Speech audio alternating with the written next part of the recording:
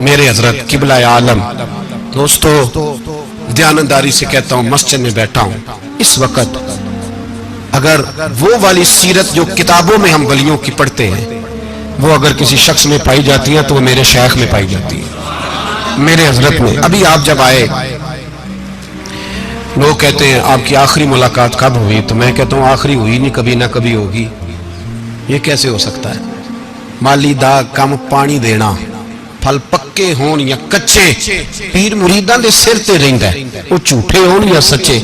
ہماری تو ملاقات آخری کیا، ہم تو جنت میں بھی کٹھے رہیں گے، ان کے قدموں میں رہیں گے، اور ہم اللہ سے دعا مانگتے ہیں جنت میرے کس کاری جتھے یار نظر نہ آوے، او دوزخ میں لکھ بہشتاں جتھے سونا آوے جاوے، تو وہاں بھی کٹھے ہوں گے۔ حضرت بایزید بستامی رحمت اللہ تعالی علیہ کا انتقال ہوا۔ اس زمانے میں ایک آدمی کفن چوری کیا کرتا تھا، کفن چوری کرتا تھا، کپڑا بڑا مہنگا ہوتا تھا تو کفن چور بھی پیدا ہو گئے تھے، اور رات کو دیکھتے تھے کہاں کسی کو دفن کیا تو سویرے جا کے کفن چوری کر کے لے آتے۔ آپ کا انتقال ہوا تو ایک کفن چور آدمی وہ کہتا ہے میں جنازے میں گیا لیکن میں نے کہا یہ اللہ کے ولی ہیں، ان کی طرف مجھے نہیں دیکھنا چاہیے۔ اگلے دن میں دوبارہ گیا، ایک کفن چوری کرنے تو میری ہمت نہ ہوئی، تیسرے دن پھر گیا تو ہمت نہ ہوئی، کہتے ہیں چوتھے دن ہوا تو حضرت بایزید میری خواب میں آئے، کہنے لگے چل بس کر اب نہ چوری کرنا۔ میں نے کہا حضور کیا ہوا؟ فرمانے لگے جس نے میرا جنازہ پڑھا اللہ نے سب کی بخشش فرما، تو اب تو بخشا ہوا ہو کہ پھر چوری کرتا ہے، خبردار۔ حضرت رابعہ بصریہ کا وصال ہوا، بی بی صاحبہ کا جب انتقال ہوا تو کفن چور آ گیا، تو کہتے جب میں نے قبر میں ہاتھ ڈالا نا کفن کو، ایک سمجھ لیں پھٹا اتار کے کفن کو ہاتھ ڈالا تو بی بی صاحبہ بول پڑی، کہنے لگی چھوڑ دے، خبردار۔ کہتے میں کانپ گیا، سکتہ طاری ہو گیا، مردہ بول پڑا ہے۔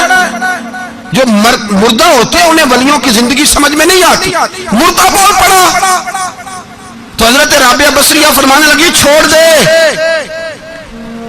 ایک بخشا ہوا ایک بخشی ہوئی کا کفن چوری کرے گا، بس کر چھوڑ دے۔ تو کہتے میں کام کے پیچھے گرا تو میں نے کہا اماں تو بخشی ہوئی ہے، تیرا تقوی پرہیزگاری خوف خدا زمانہ جانتا ہے، پر میں کیسے بخشا ہوں، میں تو پاپی ہوں، میں نے تو ساری زندگی گناہ کبیرہ کیا، مردوں کے کفن چوری کیے، میں کیسے بخشا گیا؟ تو اماں کہنے لگی بولے کل جس نے بھی میرا جنازہ پڑھا ہے رب کریم نے سب کی بخشش فرما دی ہے، بخشے گئے سارے جنازے میں آنے والے، اللہ اپنے بندوں کو یہ شان عطا فرماتا ہے۔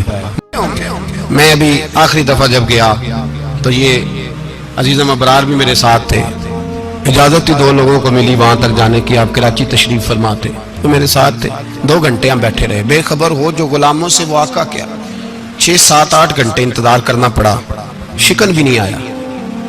نکاح جی کہتے ہیں اسے بٹھاؤ تو بندہ کسی جگہ کا اپنے آپ کو کتا بھی کہے تو کتے تو بیچارے ساری دیہڑی باہر بھی نوکری کر جاتے ہیں، یہ بھی نہیں کہتے میں نے اندر آنا ہے، وہ تو کبھی کہتے ہی نہیں۔ انہوں نے کبھی کہا ہے بندہ سگ بھی کہلائے اور پھر وہ ڈیوٹی بھی اور طرح کی کرے، نوابوں جیسی ڈیوٹی کرنا اور بات درویشی اور غلامی کی کرنا، یہ کیسے؟ 2 باتیں تو نہیں ہوتی، بات تو ایک ہوتی ہے۔ جڑیاں خصماں دی وچ عذاب وسن بھاگ جاگ جاندے ہو نہ گولیاں دی۔ کئی گھنٹے انتظار کیا تو کئی لوگ آئے، حضرت کب آئیں گے؟ چلے گئے، کئی آئے تو وہاں ایک مولانا بوڑھے بیٹھے تھے، مولانا اسرائیل ان کا نام تھا، تو مجھے کہنے لگے مولانا آپ نے نہیں جانا؟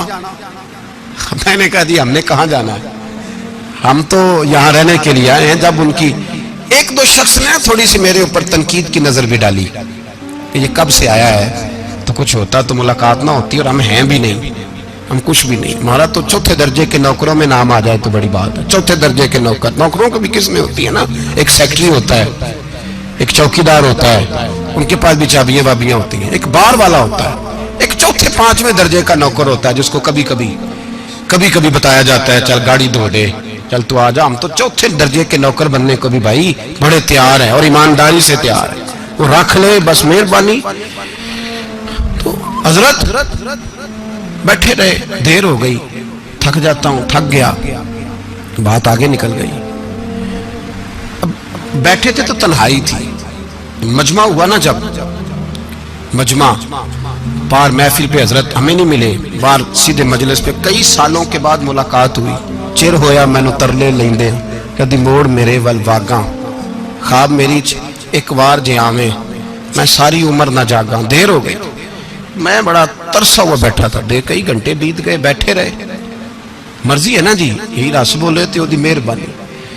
تو دیر کے بعد جب وہاں پہنچے نا اسٹیج پہ سامنے حضرت کے پاس, حضرت سٹیج پہ آ گئے تو میری طبیعت ہے کہ میں جب اپنے شیخ کے پاس بیٹھتا تھا تو سب سے پیچھے بیٹھنے کی کوشش کرتا تھا, اس لیے کہ بڑھ کے آگے ہونا کمال نہیں, کو پکڑ کے آگے کرے تو پھر بھی تھوڑی سی نوکری قبول ہونے کی بات سمجھو. پیچھے بیٹھ گئے ہم لوگ, میں بھی اور ابرار بھی, ہم پیچھے بیٹھ گئے. اب وہاں علماء اور مشائخ کا ڈھیر لگا ہوا تھا. حضرت کی نظر بظاہر خاصی کمزور ہے, لیکن جب بیٹھے تو یہ میرے ساتھ موجود تھے, آپ گواہی لے سکتے ہیں. حضرت نے فوراً نقیب محفل سے کہا کہ وہ پیچھے بیٹھا اسے تو آگے بلاؤ. تو میں جب اٹھا نا تو آپ یقین کریں میرا دل کرتا تھا پھاڑ ڈالوں کپڑے اور میں یہاں لوگوں کو بتاؤں کہ بے خبر ہو جو غلاموں سے واقعہ کیا ہے. ہم لوگ آگے گئے اور جب میں اسٹیج پہ ان کے قدموں میں بیٹھا تو مجھے کہنے لگے بچے کو بھی بلاؤ جس کو ساتھ لائے. اور جب میں بیٹھا, ایمانداری کی بات ہے, میں نے سلام لی کان میں نے کہا حضور طبیعت کیسی ہے؟ فرمانے لگے تو جب سے آیا ہے مجھے تب سے پتا ہے تو بیٹھا ہے, تو جب سے آیا ہے مجھے تب سے پتا ہے, اب کل واپس چلے جانا اور جا کے وہاں دین کی نوکری کرنا, تو جب سے آیا ہے مجھے تب سے. سیدنا عمر فاروق, میرے نبی پاک علیہ السلام نے فرمایا فرشتے 950 سال میرے عمر کی شان بیان کریں تو ختم نہیں ہو سکتی. اتنا بڑا شخص عمر فاروق, اتنا بڑا آدمی. ایک دن اعلان کیا عمر فاروق نے, لوگوں مسجد میں آؤ بات کرنی ہے. امیر المومنین کا پیغام ہے سارے مسجد میں آ جائے.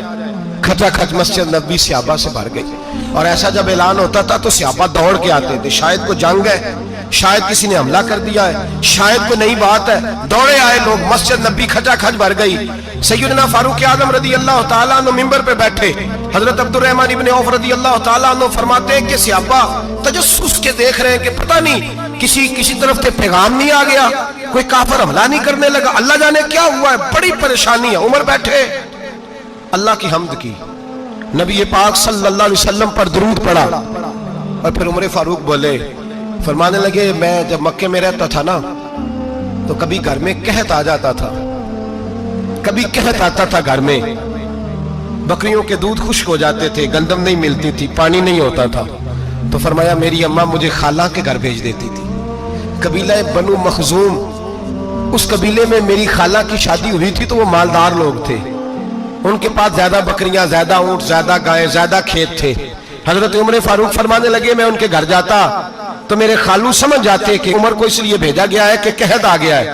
فرماتے ہیں وہ مجھے سویرے بکریاں چرانے لے جاتے, شام تک میں ان کی بکریاں چراتا.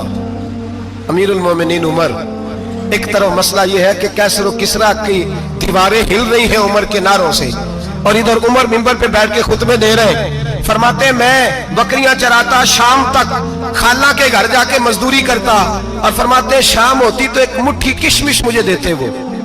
آپ فرماتے ہیں میں بڑے قد والا تھا, ایک مٹھی کشمش ملتی ہے, کبھی ایک مٹھی کھجوریں, میں شام کو کھا کے سو جاتا.